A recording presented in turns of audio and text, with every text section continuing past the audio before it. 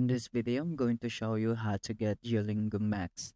So step-by-step guide, you could also copy this address or link to your browser and let's get started. This is the Duolingo Max price in the US, which is $30 a month and $19.99 a month in the UK. So it depends on your country about their price. So if you want the Duolingo Max, it has a price, and usually this is the requirements that needed of Duolingo Max. So it needs to be iOS. So Android cannot be having the Duolingo Max. So first off, you can see this how to get Duolingo Max. So Duolingo says that if you're eligible for Duolingo Max, then it should be available in your shop tab. So in your iOS, it should be available in your shop tab. So before we jump in, it's important to note that this workaround is based on you already having a Super Duolingo subscription.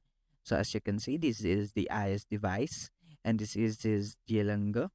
So as you can see, just click your Apple ID and then after that, just go to subscriptions. Now click in Duolingo and see all plans. Click see all plans. This is for iPhone only, and click this Duolingo Max, which is 19.99 euro monthly. So as you can see, once you click that plan, make sure that you have the balance in your credit card to avail this max.